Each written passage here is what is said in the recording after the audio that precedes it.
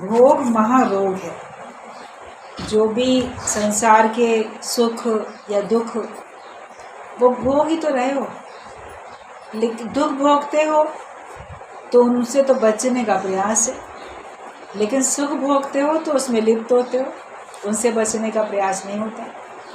इसीलिए अगर ये बात बोली गई है भोग महारोग है तो दुख सुख दोनों के लिए बोला गया है और सुखों के लिए अधिक बोला गया है, क्योंकि ये महारोग होते हुए भी हमको रोग लगता नहीं है, इसीलिए हम उससे छूटने का प्रयास नहीं करते हैं। अगर ये हमको रोग लगे तो इसकी औषधि हम लेने के लिए सद्गुरु के पास, ब्रह्म ज्ञानी के पास जाएं। मगर ये रोग नहीं लग रहा है तो नेचुरल लग रहा है। जो भी भोग संसार के हैं सुख वाले, ये तो बड़े स्वाभाविक है, ये तो हमको मिलने ही चाहिए, हमारा तो अधिकार है इन पे। मगर वो रोग हैं, वो तुमको अज्ञानता की तरफ लेके जाते हैं, अहमता ममता कर्तापने में लेके जाते हैं। जो भी कोई सुखों में अटकता है, मैं बड़ा भाग्यशाली हूँ तो मुझे सुख मिल रहा है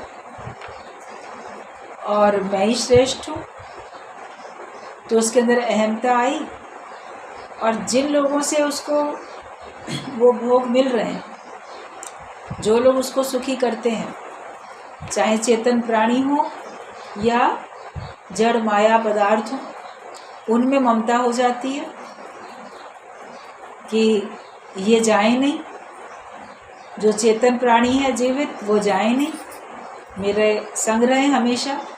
भगवान काल देवता इनको ले नहीं लेना या इनकी बुद्धि ऐसी ना कर देना जीवित ही मेरे को छोड़ के अलग हो जाए, मेरे से नाता तोड़ लें, क्योंकि ममता हो जाती है। क्योंकि हम उनके द्वारा मिलने वाला जो सुख है भोग, उसमें हम लिप्त हैं, तो उससे ममता भी आती है और कर्तापना भी आता है कि देखो मैंने मेहनत करके हासिल किया, माया को, पदार्थों को मैंने मेहनत करके हासिल किया, या किसी व्यक्ति को भी मैंने रिश्ते में बांध के रखा हुआ है, मैं कॉम्प्रोमाइज़ करता हूँ, मैं सेवा करता हूँ, मेरे कारण से घर परिवार चल रहा है, मेरे कारण से सब लोग जुड़े हुए हैं, अगर मैं मेहनत ना करूँ तो सब बिखर जाएं, तो ये कर्तापना भी आता है।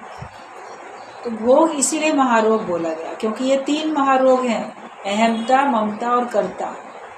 और इन तीनों में जब हम भोगों में आसक्त होते हैं, सुखों में, तो हम इन तीनों में लगते हैं जाके। दुखों में नहीं बोलेंगे कि मैंने इनको हासिल किया, मैं करना चाहता हूँ, वो तो बोलेंगे भगवान तुमने किया या फलाने तुमने मुझे दुख दिया।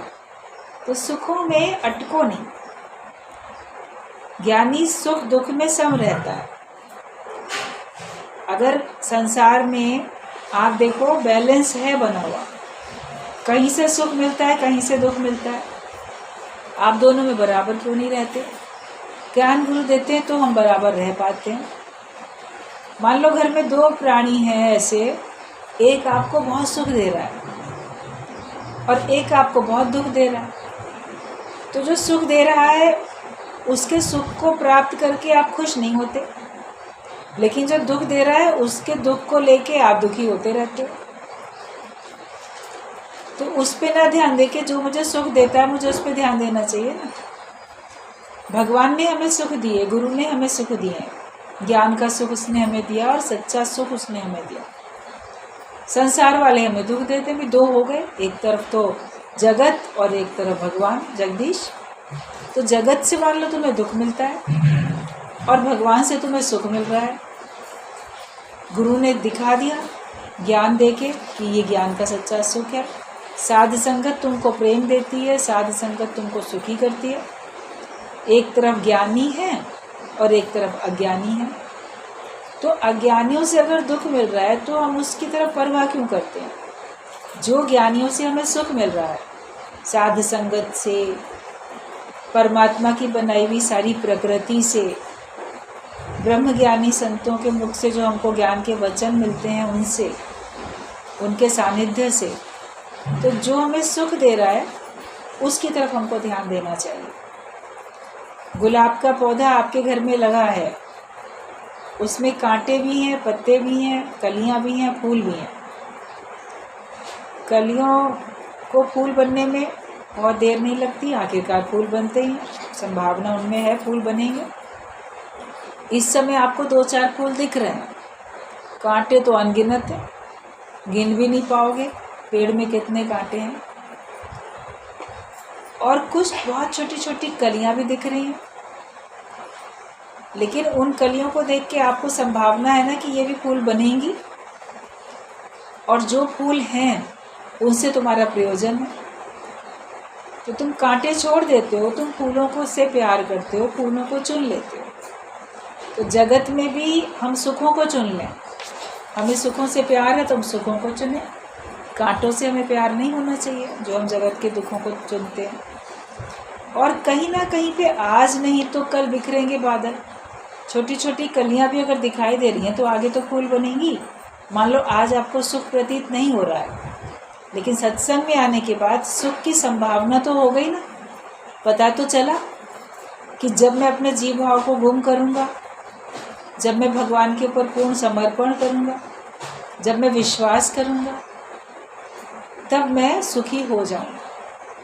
मैं अपने भाव अच्छे रखूँगा तो मैं सुखी हो जाऊँगा। तो संभावना भी है, विज्ञानवान होकर जियोगे, आपके कर्म अच्छे बनेंगे, आपको संभावना है कि आप सुखी हो जाओगे। तो उसी में रहो, अपनी मनोवृत्ति केवल ज्ञान में लगाओ, दूसरी बातों में हमको अपना मन लगाने की आवश्यकता नहीं है। तो अपने को तुम जो हो ये देखो कि मैं भोगों में अभी लिप्त हूँ या उनसे मैं विरक्त हूँ, वैराग्य मुझे हुआ कि नहीं हुआ। भोग महारोग है, इच्छा खुजली की बीमारी की तरह है, वो बढ़ती जाती है। इच्छा को दबाते हो वो ही है जो अपने को भी माया को भी सच मानता है, वो ही दबाता रहता है। आप इच्छा को दबाते हो, लेकिन इच्छा को दबाता कौन है?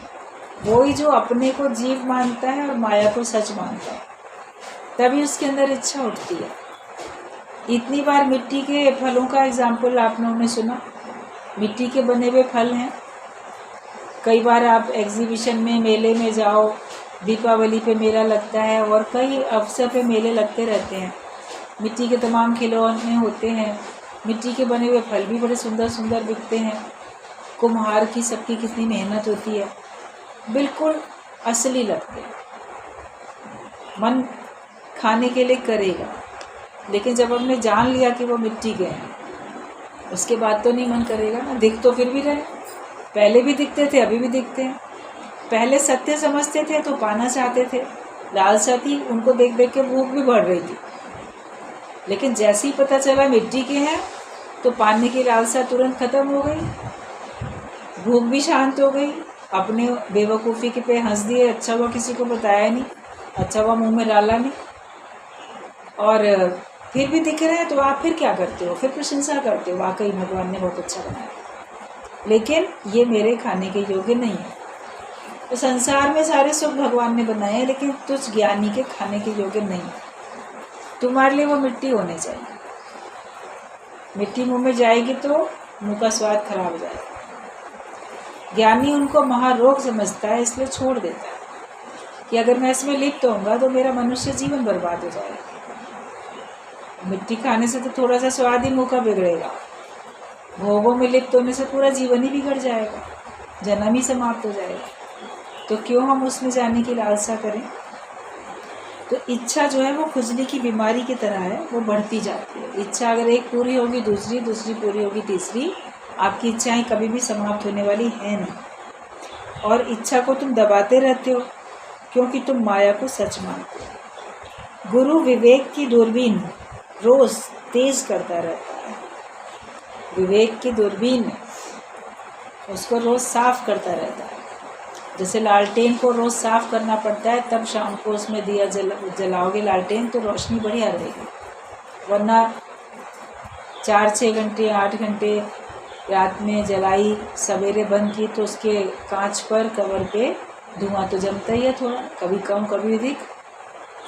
तो फिर शाम को दोबारा उसको जलाने से पहले सबको वो लालटेन का जो कवर होता है उसको साफ़ करना पड़ता है। तो गुरु भी हमारे विवेक पे रोज़ धूल पड़ती है, उसको रोज़ साफ करता है। सत्संग में बैठ के आपका विवेक खुला, लेकिन यहाँ से जाने के बाद तो माया में ही तो व्यवहार है, लोगों के साथ ही तो उठना बैठना होता है। तो वहाँ पे लोगों को देख के, सुन के, उनके बीच में रह के संग दोष होता है, थोड़ा थोड़ा आपके अंदर में धूल माया के ऊपर पड़नी शुरू हो जाती है। तो गुरु उसको रोज़ साफ करता है। सत्संग में आके रोज़ हमारे अंतःकरण की शुद्धि होती है, रोज़ हमारा मन बुद्धि सही होता है और हम बात को समझते हैं। विवेक हमारा रोज़ चमकता रहता है सत्संग में आने से। तो गुरु विवेक की दूरबीन रोज़ तेज करता रहता है। सब अपने संबंधियों को देखो तो कौन सुखी है। आप अपने सारे संबंधियों को देखो ज्ञान में आने के बाद, तो देखोगे कौन सुखी है। अज्ञानता में तो सब सुखी दिख रहे थे, लेकिन वैसे देखोगे तो कौन सुखी दिखता है। संबंधी लोग जो हैं उनको आप अगर एनालिसिस करो ज्ञान में आने के बाद, तो फिर आप देखोगे कि वो देखा जाए तो वास्तव में दुखी है। हर चमकती हुई चीज़ सोना नहीं होती, दूर के ढोल होते हैं सुहावने। तो इसलिए हमें अपने ज्ञान के नेत्र से हर एक को देखना है, क्योंकि राजा भी दुखिया, प्रजा भी दुखिया, सकल सृष्टि का राजा दुखिया। हरि का नाम जपत हुए सुखिया। जो भगवान का नाम जपता है वही सुखी होता है, बाकी तो सकल सृष्टि का राजा दुखिया। सब दुखी ही दुखी हैं, कोई तन से दुखी, कोई मन से दुखी, ये सब के अंदर में दुख है। किसी को दुखी रहने की आदत पड़ जाती है, उसको दुखी रहने में मज़ा आने लगता है। वो सोचता है मैं दुखी रहूँगा तो सब हमदर्दी करेंगे, सब मेरे पे ध्यान देंगे। जैसे छोटे बच्चे होते हैं ना, गिर जाएंगे तो रोएंगे कि सब मेरे पे ध्यान दें, और कोई देख रहा होगा तो और चिल्ला चिल्ला के रोएंगे, कोई आए गोद में उठाए पुचकारे। तो ये मन बच्चा है हर एक का, बड़े होने के बाद भी सोचता है कि मुझे दुखी कोई देखेगा तो मेरे साथ हमदर्दी करेगा, प्यार करेगा, और उसको अपने दुख को याद कर कर के आंसू भी बहा रहा है, लेकिन तो भी याद कर रहा। अगर सचमुच में दुख उसको सताए तो वो दुखी होना छोड़ दे। अपने अंदर ऐसे विचार लाते ही क्यों हो? अपने विचार जो हैं तुम्हारे, वो तुम्हारे द्वारा ही तो उत्पन्न हुए। सूर्य के द्वारा बादल उत्पन्न होते हैं और सूर्य को ढक लेते हैं। तुम्हारे से उत्पन्न होने वाले विचार तुमको ढक लेते हैं, तुम्हारे स्वरूप को ढक लेते हैं। अगर याद करना ही है तो ऐसी बातें याद करो जिनको याद करके तुम्हारे चेहरे पे मुस्कुराहट आए। याद करोगे, खोजोगे तो ऐसी बहुत सारी घटनाएं हुई होंगी जीवन में जिनको याद करके तुम्हारा मन खुश हो जाएगा। और अगर आपको लगता है बचपन से लेके आज तक मेरे जीवन में कोई ऐसी घटना हुई नहीं कि मैं कभी खुश हो पाऊँ, कभी मैं हंस सकूँ, तो ये तो नहीं है कि तुम कभी हंसे नहीं, मुस्कुराए नहीं, कभी ठहाका नहीं लगाया। और अगर आपको याद नहीं है, इसका मतलब आपने उसको दोहराया नहीं था, कभी याद नहीं है, भूल गए। तो ऐसे लोगों का संग करो जो तुमको हंसी खुशी की बातें याद दिलाएं। गुरु का संग करो, संतों का संग करो, खुश रहने वाले व्यक्तियों का संग करो। जैसे लोगों का संग करोगे वैसे तुम्हारा स्वभाव बनेगा। शराबियों के संग शराबी बनते हैं, जुआरियों के संग जुआरी बनते हैं, क्रोध ईर्ष्या करने वालों के संग लोभ लालच अहंकार जो भी जिसके अंदर है उसका संग करने से तुम्हारे अंदर में भी वही बात पनप जाती है। तो आप हंसने वालों का संग क्यों नहीं करते? खुश रहने वालों का संग क्यों नहीं करते? साध संगत स्वर्ग के समान बोली गई है, क्योंकि वहाँ पे दुख नहीं है। जो सच्चा साधु बनता है, जो अपने को साध लेता है, मन बुद्धि इंद्रियों को साध लेता है, वो साधु बनता है, तो उसको फिर दुख ही नहीं होता है। गुरु का संग करोगे तो तुम्हारे सारे दुख दूर हो जाएंगे और तुम्हें सुख याद आएगा। उनका संग करो, खुश रहने वाले व्यक्तियों का संग करो। और अगर तुम नहीं संग कर पाते हो खुश रहने वाले व्यक्तियों का, या तो आपकी पहुंच से परे है या आपके पास टाइम नहीं है उनका संग करने का, उनके साथ बैठने का, बात करने का, तो फिर आप भगवान के शुक्राने गाओ। उससे भी तुम्हारे अंदर में सुख बढ़ेगा, खुशियाँ बढ़ेंगी शुक्राने गाने से। शिकायतें कर कर के तो दुख मिला ना, दुख बढ़ा। जो कुछ है उसका शुक्राना। शुक्र है भगवान इतना भी तो दिया, ये भी तो मिला, वो भी तो मिला। अभी गुरु जी की बात सुन रहे थे ना आप लोग कि शुक्र करो कि तुमको मनुष्य शरीर तो मिला, उसका तो शुक्राना गाओ, खुश तो रहो। इस मनुष्य शरीर से तुम पता नहीं कितना अच्छा अच्छा कार्य कर सकते हो। सारा संसार तुमको लगेगा कोई अच्छा नहीं है, तुम अच्छे बन जाओ, तुम अच्छा कार्य करके दिखाओ। हर एक को अच्छे लोगों की तलाश होती है, तुमको भी है। तुम्हें नहीं मिल पाते, तुम्हें सब बुरे ही लोग मिले। तो अच्छा लोग तो सभी चाहते हैं कि मेरे को अच्छे लोग मिले। तुम अच्छे बन जाओ तो तुमसे जो मुलाकात करेगा वो तो खुश हो जाएगा, चलो मुझे एक तो अच्छा आदमी मिला, और तुम्हारा संग करके वो भी अच्छा बन जाएगा। अपनी अच्छाई सबको बांटो, अच्छे विचार, अच्छी भावनाएं, अच्छे वाइब्रेशंस देते जाओ। ये एक काम करना है। गुरु का दिया हुआ ज्ञान सबको बांटना है, गुरु के दी हुई समझ सबको बांटनी है, और मन से हर एक के लिए अच्छा सोचना है। मन से तुम्हारे कौन सी भावनाएं निकलती हैं इसके साक्षी तुम खुद हो। जब ज्ञानवान होके चलोगे तभी तुम सुखी रहोगे, शुक्राने मानोगे तभी तुम सुखी रहोगे। हमेशा अच्छी बातें, प्रसन्नता की बातें याद करोगे तब सुखी रहोगे। बाकी दूसरे के दुख दूर करने के लिए ज्ञान बताओ। दूसरे के दुख दूर करने वाले तेरे दुख दूर करेंगे, और किए जा तू जग में भलाई का। दूसरे के दुखड़े आप दूर करते चले जाओ। आपके अंदर बहुत दुख है, उसको एक किनारे अंदर रख लो, पहले आप दूसरे के दुख को दूर करो।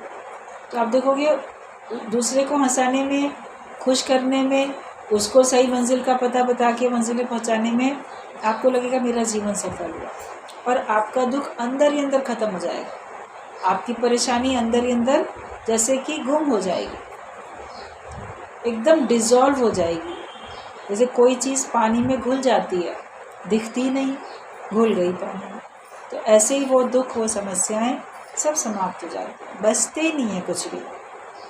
तो हरि का नाम जपत होए सुखिया, जो भगवान का नाम जपता रहता है वो सुखी रहता है। इसलिए हमेशा भगवान का ध्यान करो। इच्छा रूपी अग्नि सभी को जला रही है। जो इच्छा रूपी अग्नि है वो सबको जलाती है।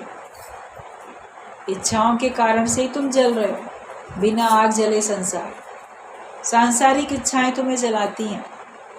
ईश्वर को पाने की इच्छा शुभ इच्छा है, वो इच्छा तुम्हें जलाती नहीं है, वो इच्छा तुमको प्रेरणा देती है, वो इच्छा तुमको संसार से उपराम करती है। इसलिए वो इच्छा शुभ है। आप शुभ इच्छा में रहो। गुरु तेरी नज़र का ऑपरेशन करता है, फिर जानबूझ के तुम कैसे दलदल में फंसोगे। जिसको आंखों से दिखाई नहीं देता वो चला जा रहा है, तो वो किसी दलदल में फंस सकता है। अगर कोई उसको सुजाग ना करे, उसे क्या पता आगे क्या है। वो गड्ढे में गिर सकता है, वो कहीं फिसल सकता है। लेकिन जिसको आंखें हैं वो तो देख के ही चल रहा है ना। अभी कोई व्यक्ति कहीं किसी से टकरा जाए, कहीं गिर जाए, तो लोग बोलेंगे अरे अंधा है क्या, देख के नहीं चल सकता था। ये शब्द किसको कहा जाता है? जिसकी आंखें हैं उसको कहते हैं अरे तुम अंधे हो क्या। अभी अंधा व्यक्ति टकरा जाएगा तो उससे थोड़ी कोई बोलेगा तुम अंधे हो क्या। उसके ऊपर तो बोलेंगे अरे उसको दिखाई नहीं देता, लाओ हम उसको पहले से ही रास्ता पार करा दें, पहले से इसको बता दें। उसकी मदद के लिए सब आगे आएंगे। लेकिन जिसके पास अपनी आंखें हैं उससे लोग उम्मीद करेंगे कि ये अपनी आंखों का उचित इस्तेमाल करे, देख के चले।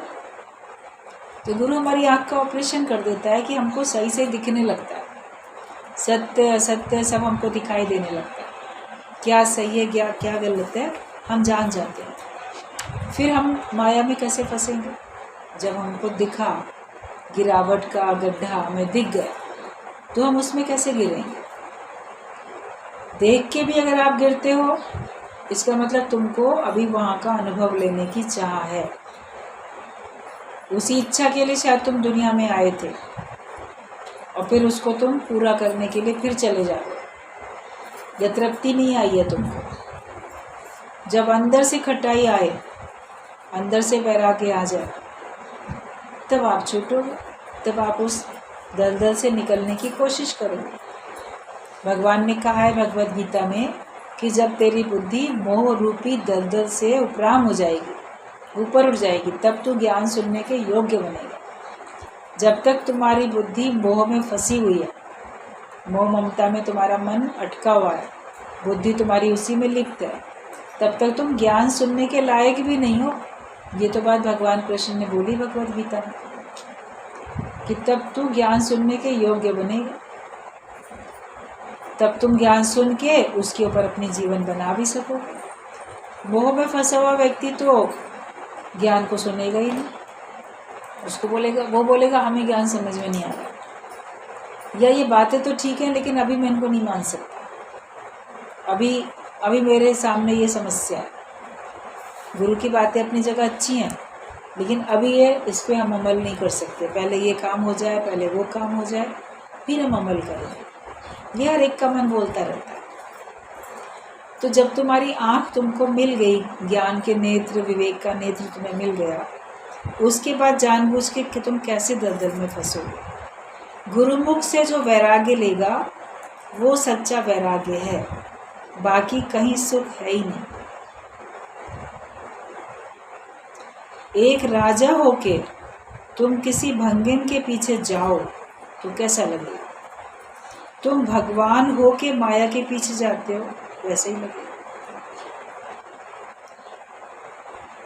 तुम्हारा थूक शरीर के पीछे जाता है। ज्ञानी की लार नहीं टपकती है कि बात में वो, हर बात में कि वो उसका मन कहीं जाता रहता है, उसकी कहीं कुछ भी देखता है तो उसको पाने की चाह नहीं होती।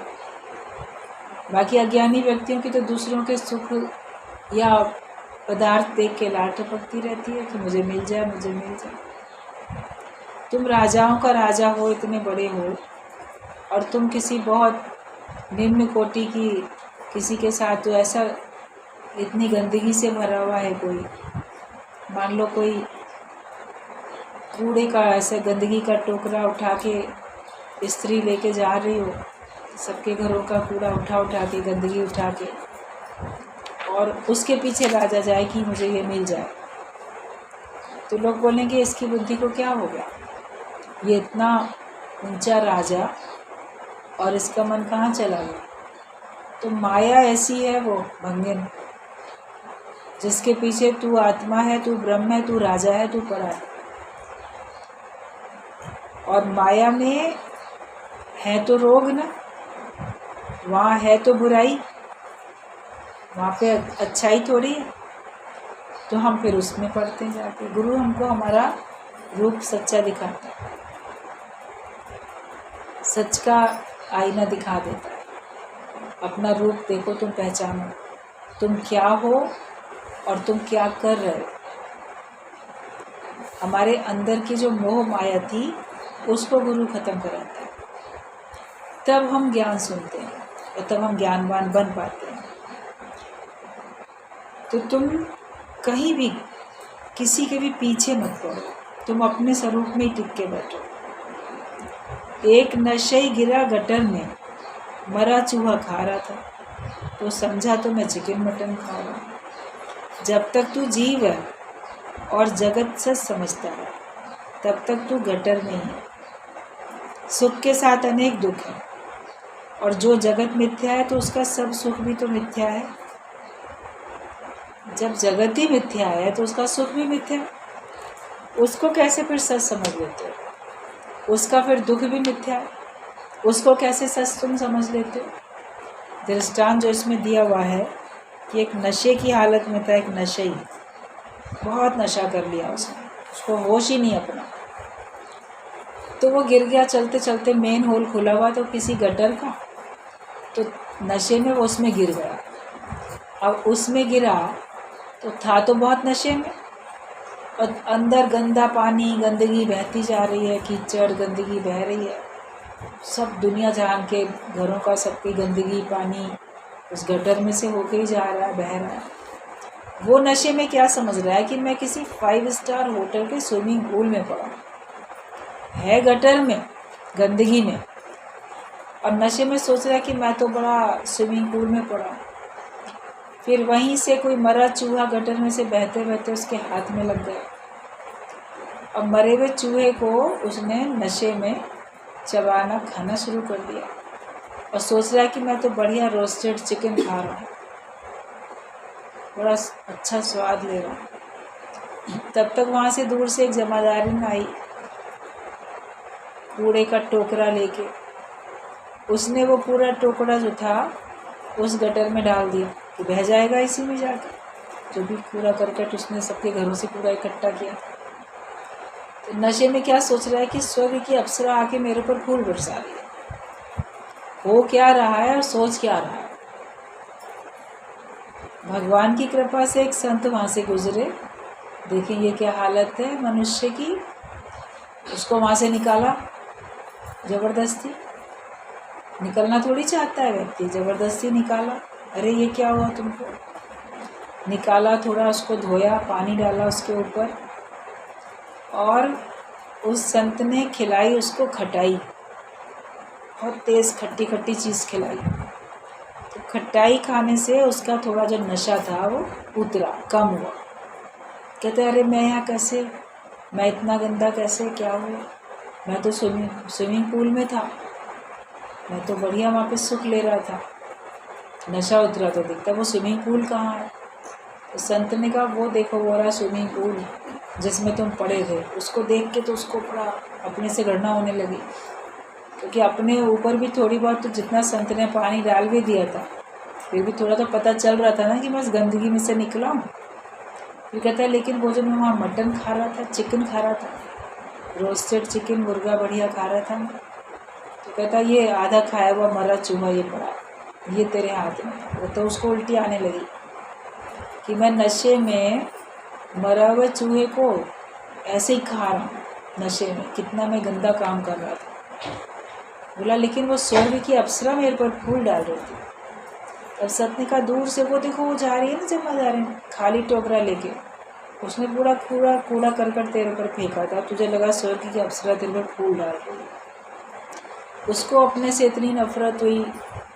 संत से कहता है संत बड़ी कृपा करी आपने, मुझे इतनी गंदगी से बचा लिया। संत ने फिर उसको और खूब अच्छी तरीके से स्नान कराया, धुलाया, नहलाया धुलाया सब, और उसका नशा उतारा। अब नशे में कभी नहीं पड़ना। उसने भी तौबा कर ली, अब नशे में कभी नहीं पड़ूंगा। ऐसा वैराग्य जब आए, गुरु हमें दिखा देता है कि तुम कहाँ थे। उसको देख के जब हमको अपने ही जीवन से लगता है विरक्ति, वैराग्य आता है अपने आप से, अपने स्वभाव से, अपने कर्मों से। जब हमको वैराग्य आ जाता है तब हम माया का नशा करने के लिए जाते नहीं, फिर हम दूर कहीं नहीं जाते। कहते नहीं मैं बस भगवान तुम्हारी शरण में रहूँगा। कहते वैसे तो नशे अनेक हैं पर ये नशा कुछ है, ज्ञान के नशे में आ जाता है। नशा जगत का बुरा है, लेकिन भक्ति का, राम के नाम का, वो नशा तो कुछ और है। इसमें हमको जगत दिखाई नहीं देता। मतलब ऐसे तो हमको गटर दिखेगा ना, ये थोड़ी कि जगत दिखाई नहीं दे रहा, हमें कोई दिखेगा नहीं। अच्छे बुरे लोग हमको दिखेंगे नहीं, दिखेंगे सब, लेकिन तुम्हें समझ आ जाएगी मुझे कहाँ रहना है, कहाँ क्या मुझे कार्य करना है, और मेरा प्रयोजन किसी से नहीं रहेगा, मुझे काम ईश्वर से। फिर जगत रूठे तो रूठन, हम ऐसे भगवान के अपने जीवन में भगवान के बन जाते हैं कि चाहे अब संसार रूठ जाए तो भी मुझे कोई परवाह नहीं है। तो ये जैसे दृष्टांत था गटर वाला, जब हम लोग ने सुना कभी, जब गुरुजी के मुख से पहली बार, तब इतनी अंदर में ऐसे अजीब सी उलझन खलबड़ी मची कि वाकई माया में सब लोग ऐसे हैं। जब तक माया के भोगों को, सुखों को हम ऐसा नहीं समझेंगे गटर की तरह कि वो गटर है और जो उसके सुख ले रहे हैं वो मरे हुए चूहे की तरीके से हैं, और जो संसार वाले भी जो हमको प्रशंसा कर रहे हैं, बड़े प्रशंसा के फूल नहीं बरसा रहे हैं, वो कूड़ा कचरा हम पे डाल रहे हैं, उससे हमारी बुद्धि मलिन हो रही है। कोई कितनी प्रशंसा के फूल आपके ऊपर बरसाता है तो तुम्हारी बुद्धि मलिन होती है ना, अहंकार में आते हो, मैं क्या नहीं ना, मेरी इतनी वाहवाही हो रही है।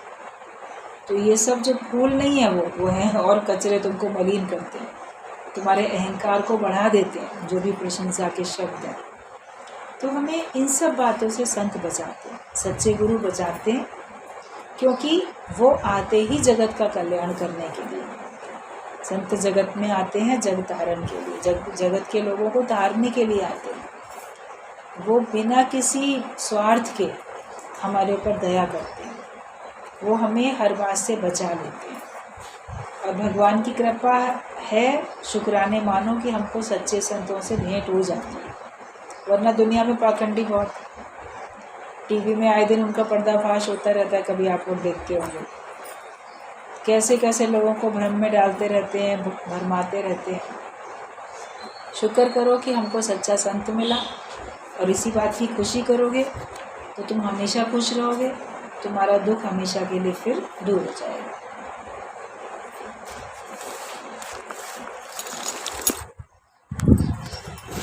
आई समझ में बात तुम लोगों की?